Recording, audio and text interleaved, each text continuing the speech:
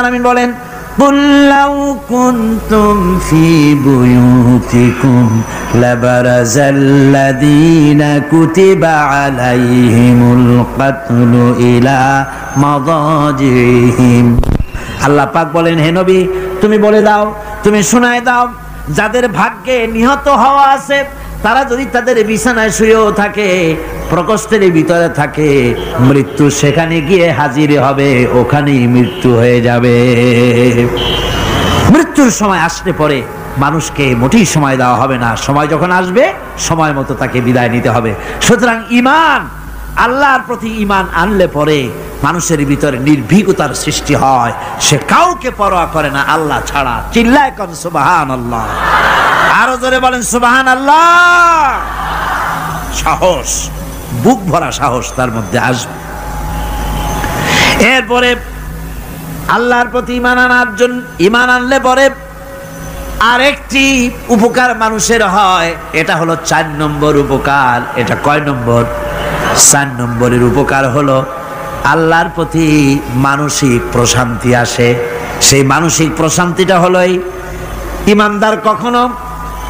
ইমানদার কখনো হতাশ হয় না, ইমানদার কখনো হতাশায় ভোগে না, নিরাশায় ভোগে না। যেহেতু কোরআন শরীফের ভিতরে আল্লাহ পাক বলেছেন, আল্লাহর রহমত থেকে কেবল কাফেররা ছাড়া আর কেউ নিরাশ হয় না। আল্লাহর রহমত থেকে নিরাশ হয় কারা? জোরে কোন, কারা নিরাশ হয়? আর কেউ আল্লাহর রহমত থেকে নিরাশ হয় না। সুতরাং আল্লাহর প্রতি এই আশা, ভরসা, আল্লাহর প্রতি এ ধরনের একটি প্রশান্তি মনের মধ্যে থাকে, সে হতাশ হয় না। কারণ আল্লাহর প্রতি ঈমান আশায় তার বুক বেঁধে দেয়।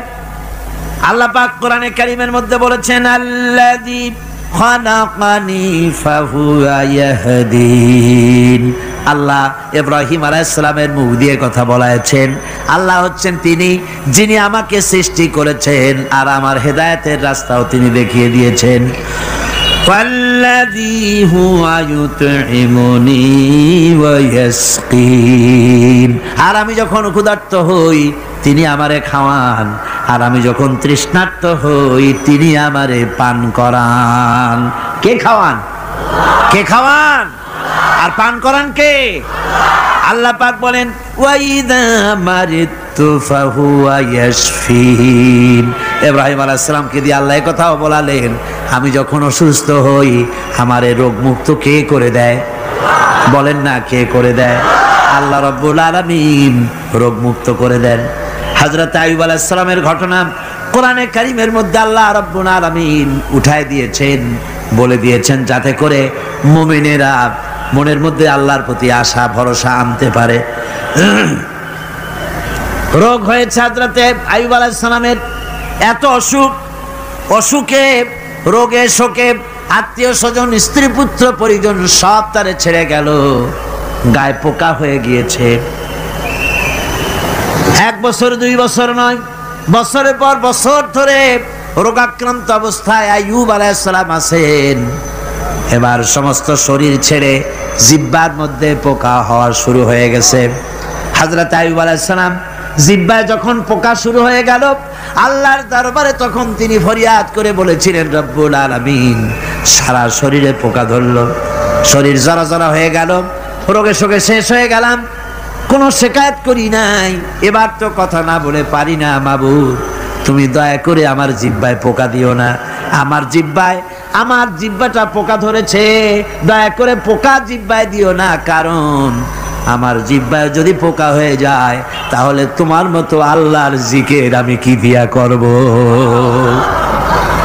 আমার জিহ্বাটা ভালো রাখো আল্লাহ। হযরত আইয়ুব আলাইহিস সালাম পড়েছিলেন, আন্নী মাসানি আদ-দুররু ওয়া আনতা আরহামুর রাহিমিন। আয় আল্লাহ আমি রোগাক্রান্ত হয়ে পড়েছি আর তুমি তো রহমান রহিম। দোয়া মঞ্জুর হলো, আল্লাহ পাক আইয়ুব আলাইহিস সালামকে রোগ মুক্ত করে দিলেন। রোগ হলে পরে কে সেরে দেয়? কে সেরে দেয়? আল্লাহর প্রতি এই আশা, এই ভরসা, এই চিন্তা থাকতে হবে। আল্লাহ পাক বলেন, যখন আইয়ুব আমার কাছে দোয়া করল আমিও জবাব দিয়া দিলাম। কোন সুবহানাল্লাহ।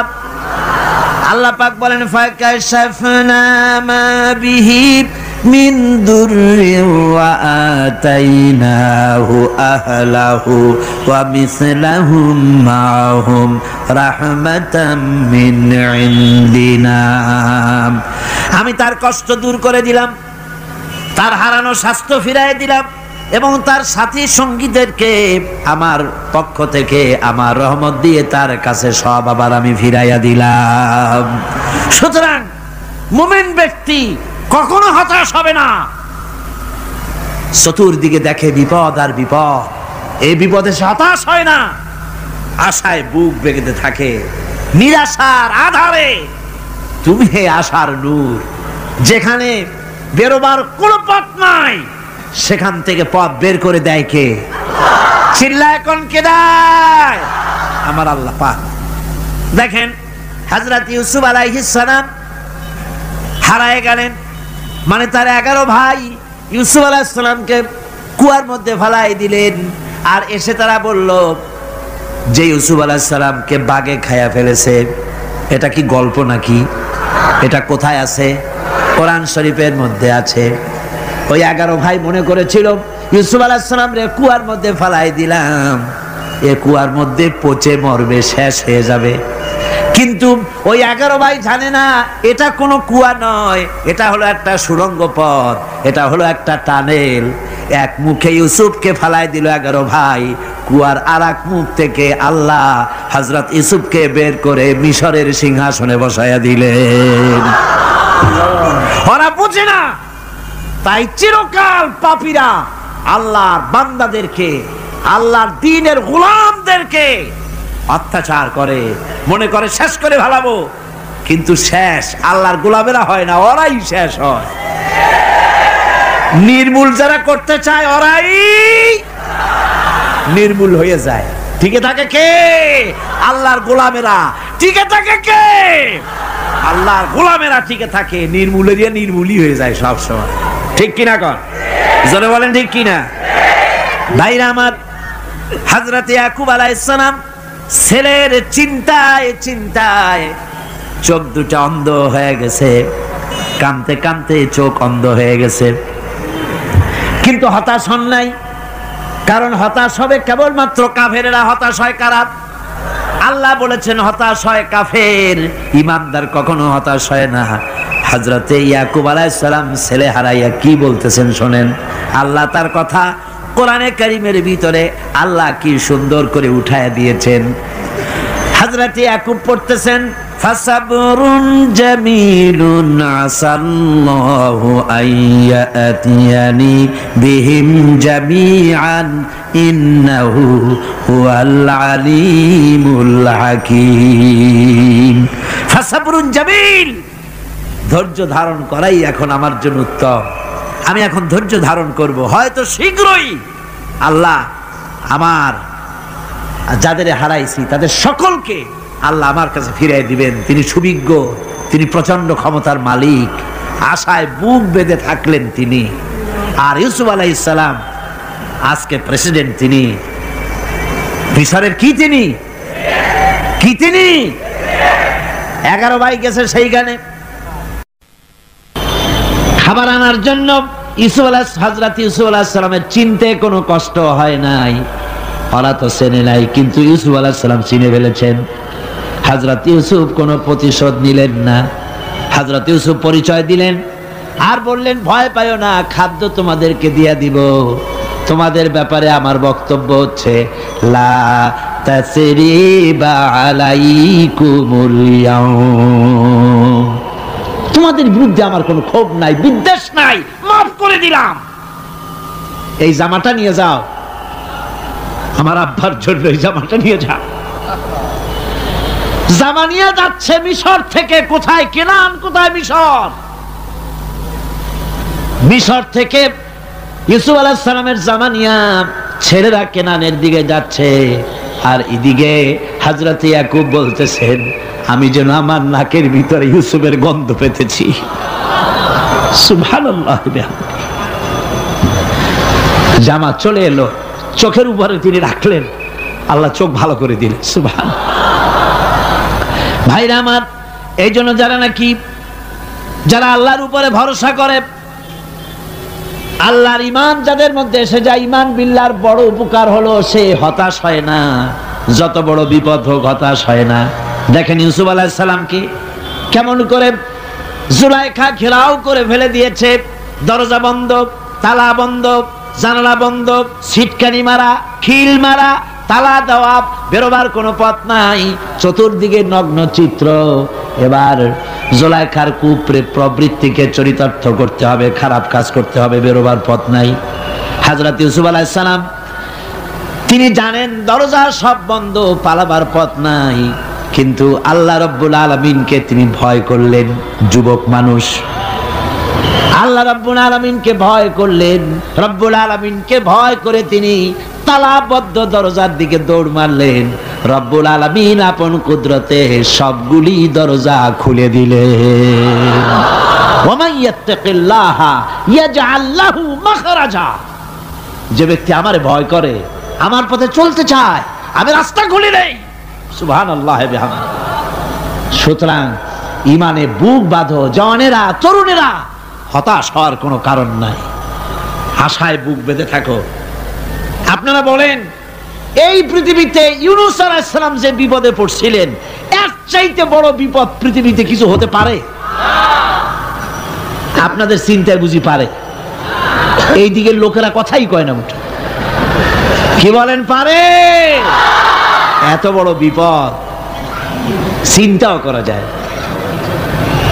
কোরআনে কারীমের মধ্যে আল্লাহ রাব্বুল আলামিন বলেন, ওয়াযান্নুন ইয যাহাবা মুগাদিবান ফাযান্না আন লান নাকদিরা আলাইহি। ইউনূস আলাইহিস সালামকে যখন মাছে গিলে ফেলে দিল, মাছ এবার পানির অতল তলদেশে চলে গেছে। মাছের পেটের ভিতরে দরজা নাই, জানালা নাই, ছিদ্র নাই, পালাবার কোনো পথ নাই। আছে? আছে?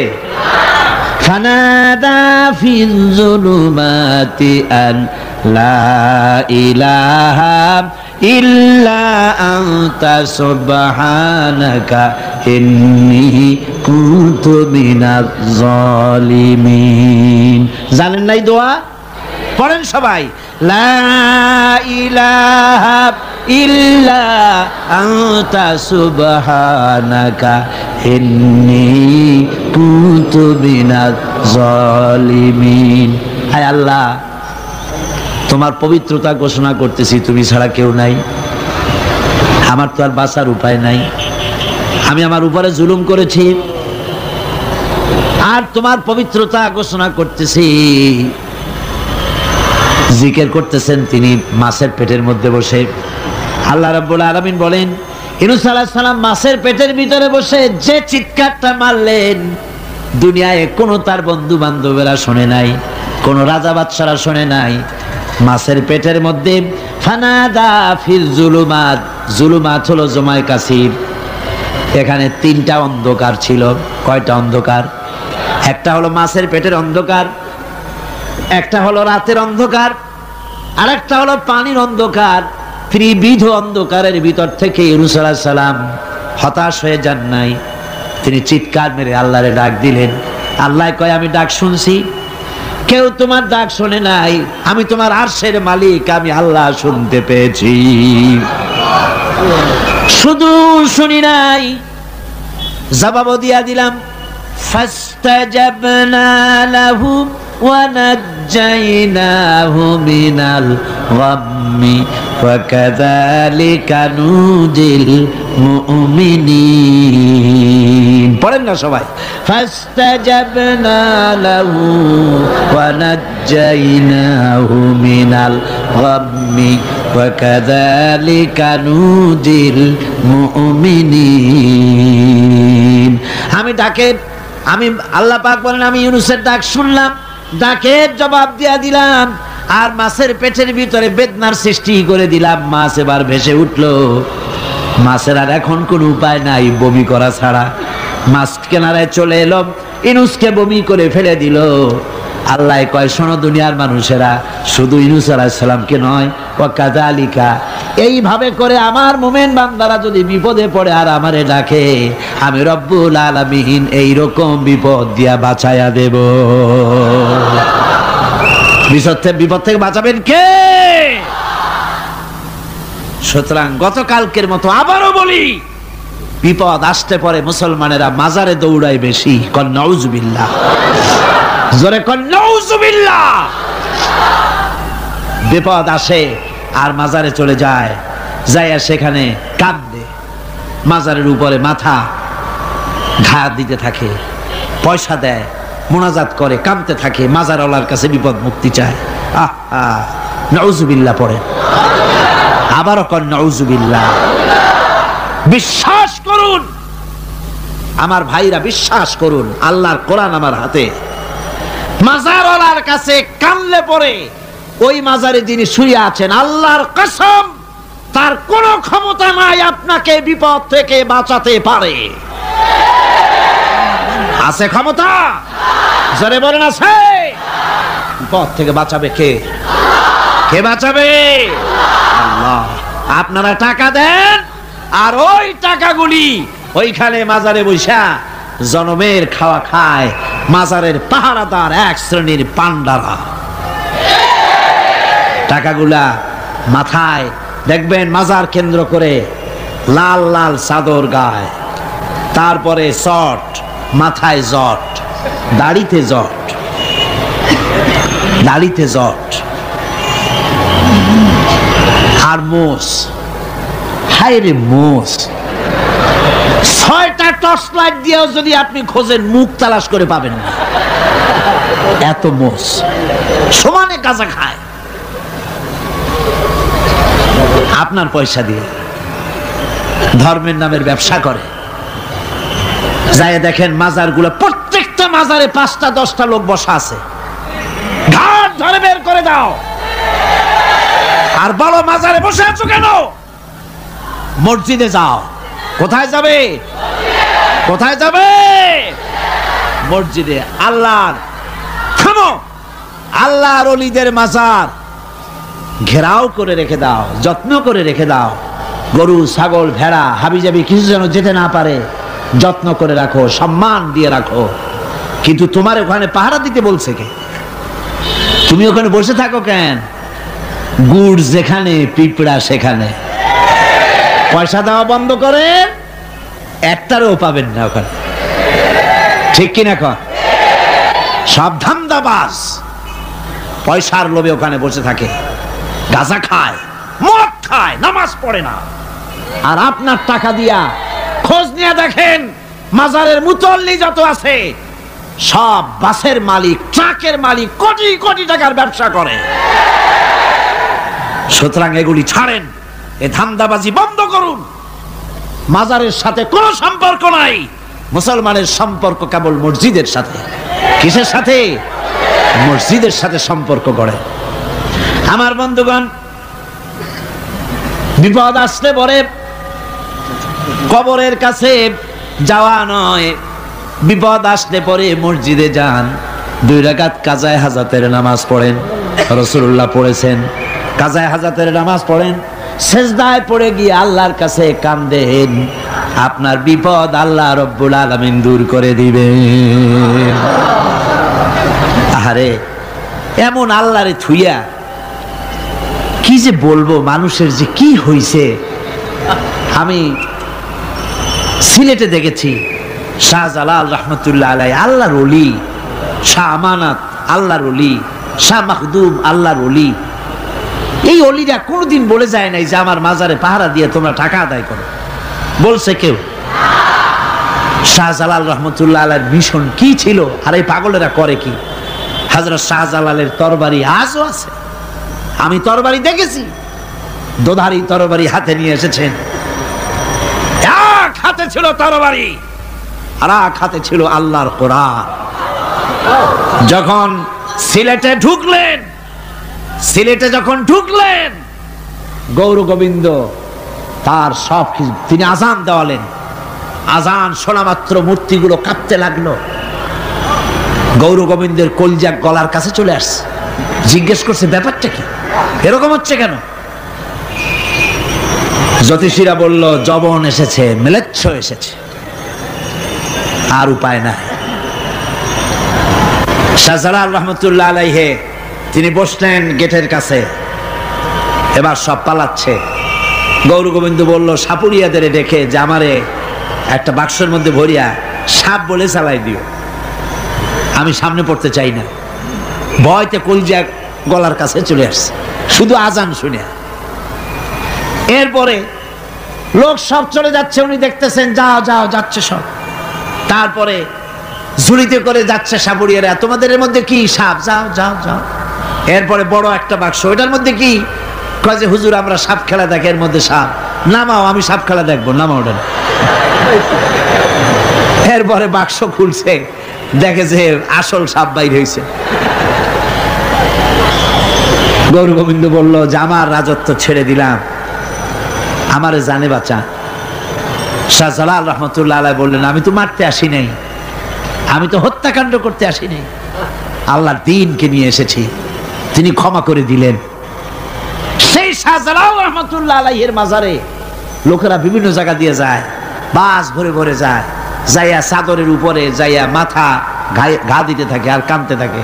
কতগুলো গজাল মাছ আছে, বিরাট বিরাট গজাল, গায়ে শ্যাদলা পড়ে গেছে, দেখলে মনে হয় যেন রিটায়ার্ড অফিসার, এরকম মোটা। ওগুলারে মুড়ি খাওয়ায়, কলজা খাওয়ায়। একটা কুয়া আছে, পানি এত ফসা, কয় যে এইটার আর এক মুখ হলো জমজমের সাথে মিশানো। নাউজুবিল্লাহ। হায় রে মানুষ, মুসলমানের আকীদা হয় এত খারাপ, আকীদা বদতর হয়ে গিয়েছে। এগুলি ধর্মের নামের ব্যবসা, এগুলি জোরে বলেন কি? এই ব্যবসা বন্ধ করতে হবে, এই ব্যবসা বন্ধ করতে হবে। এরা ধর্মের নামে লুটেরা, চাদর দিয়ে, আগরবাতি দিয়ে, মোমবাতি দিয়ে, সেজদা দিয়ে মুশরিক হয়ে যাচ্ছে, ইসলাম থেকে খারিজ হয়ে যাচ্ছে। আমার কাছে রিপোর্ট এসেছে প্রচন্ড ভিড়ে মানুষের কষ্ট হচ্ছে, তো কি করা যাবে? আমি বললাম ভিড়, আর আপনারা যদি ভিড় দেখতে চান তাহলে তো সব লোক দাঁড়ায় যাবে, আপনাদের তো দেখার দরকার নেই। একটু চেপে চেপে বসেন আর জোরে সোরে জিকির করেন লা ইলাহা ইল্লাল্লাহ, লা ইলাহা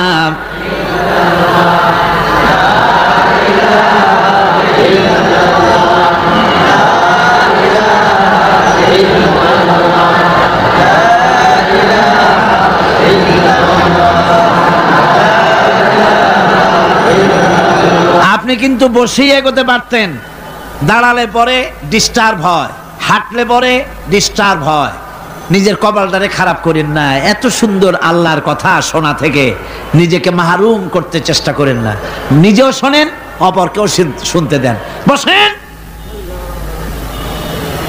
মাজা ব্যথা করবে না, আল্লাহ মাজা ব্যথা ভালো বানায় দেবে যত সময় বসবেন। কোন আলহামদুলিল্লাহ। আপনারা বসছেন যে জায়গাটায়, এটা বেহেশতের টুকরা। এটা কি? এরা প্যারেড ময়দান নয়। মাজালিসুল ইলম হিয়া রাউযাতুম মিন রিয়াদিল জান্নাহ। হযরত আলী বলেছেন যেখানে ইলম চর্চা হয়, কোরআন আলোচনা হয়, হাদিস আলোচনা হয়, সেটা কোনো সাধারণ জায়গা না, সেটা জান্নাতের টুকরা হয়ে যায়। জোরে বলেন সুবহানাল্লাহ। কাজী বেহেশত থেকে শয়তানের জন্য বাইর করিয়া না দেয়, সতর্ক থাকেন। শয়তান কি চায় যে আপনি সারাক্ষণ শোনেন? কি কোন চায়? চায় না। শয়তানের খপ্পরে পড়েন না, বসেন আর শোনেন। ইমানদার যখন বিপদে জর্জরিত হতে থাকে তখন সে ভেঙে পড়ে না, তখন অন্ধকারের, বিপদের অন্ধকার বিদীর্ণ করে আলোর এক প্রভা তার চোখের সামনে উদ্ভাসিত হয়ে ওঠে। সেটা কি?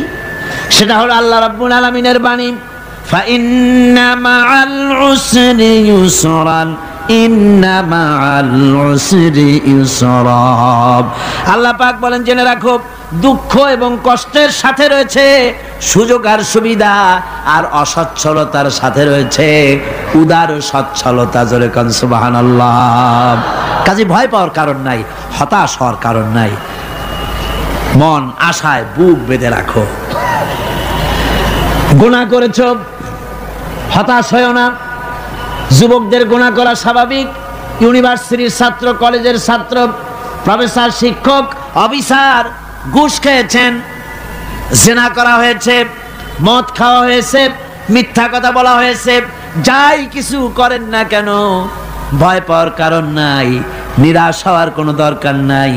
আল্লাহ পাক ডেকে বলেছেন, কুল ইয়া ইবাদিয়াল্লাযীনা সারাফু আলা আনফুসিহিম লা তাকনাতু মির রাহমাতিল্লাহ। আরে আমার আল্লাহর মতো এত ভালো আর কেউ আছে? এত দরদ আর কারো আছে? আমার আল্লাহ বলেন, ও নবী আপনি শুনায় দেন, হে আল্লাহর বান্দারা, তোমরা যারা নিজেদের উপরে বাড়াবাড়ি করেছো, নিজেদের উপরে জুলুম করেছো, অত্যাচার করেছো, আমি আল্লাহর রহমত থেকে নিরাশ হয়ে যেও না।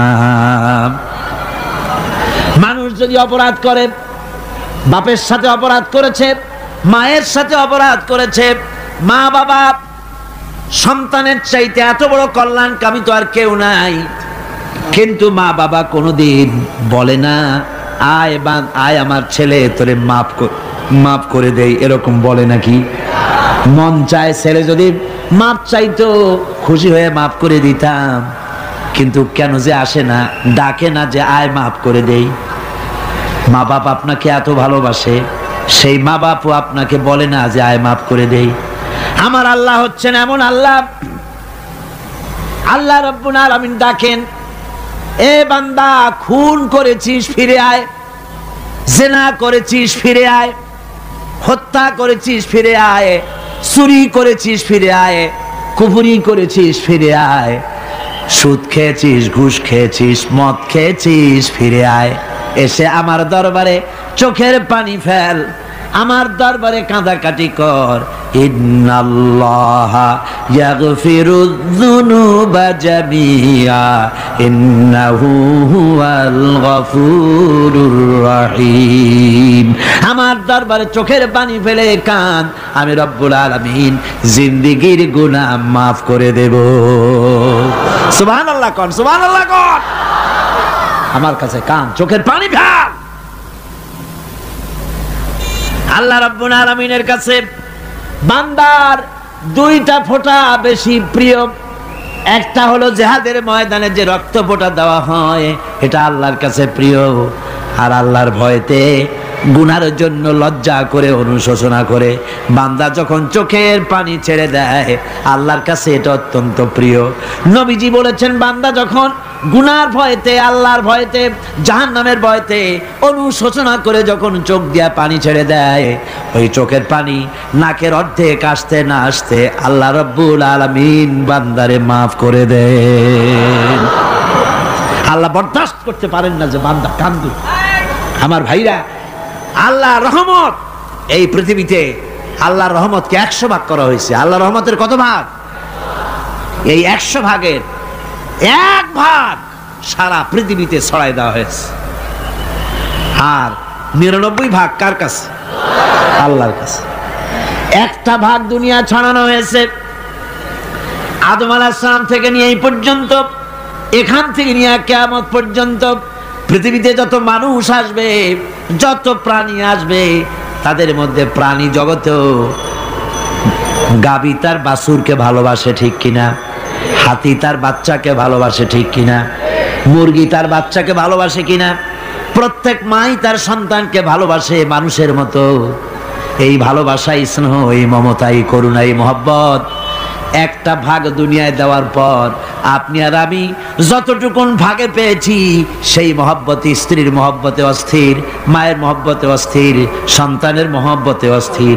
এখন চিন্তা করেন, 1টা ভাগ সারা পৃথিবীতে বিতরণ করার পর যেটুক পেয়েছি, তাতে যদি এত মহব্বত হয়, তাহলে এর 99 ভাগ মহব্বত যে আল্লাহর কাছে জমা আছে, এই বান্দার জন্য তার কত মহব্বত, এই বান্দার জন্য কত করুণা তার, কত মহব্বত তার, কত দয়া তার। এজন্য আল্লাহ রাব্বুল আলামিন বলেছেন, নাব্বি ইবাদি আন্নি আনাল গফুরুর রহিম। ও আমার নবী, সুসংবাদ দিয়ে দাও, বান্দাদেরকে শোনায় দাও যে আমি আল্লাহ তাআলা ক্ষমাশীল আর দয়াবান। হুজুর কাঁদতেছিলেন। হযরত ওমর রাদিয়াল্লাহু তাআলা আনহু এসে দেখেন হুজুর একা কাঁদতেছে। হুজুর জিজ্ঞেস করছেন, হযরত ওমর জিজ্ঞেস করলেন, হুজুর আপনি কাঁদেন কেন একা একা? হযরত ওমর বলেন, আমি যখন প্রশ্ন করলাম নবীজি বললেন, আমার কাছে কিছু আগে জিবরাইল এসেছিলেন। জিবরাইল এসে আমাকে বললেন, আল্লাহ পাক বলেছেন, হে আমার নবী, ইসলামের ভিতরে থেকে যে সমস্ত মানুষগুলো ইসলামের ভিতরে থেকে চুল আর দাড়ি পাকায় দিছে, কিয়ামতের দিন এই লোকগুলারে আমি শাস্তি দিতে আমার শরম হবে। হযরত ওমর বলেন, হুজুর উম্মতের জন্য কত বড় খোঁজ খবর এটা, আর আপনি কাঁদতেছেন।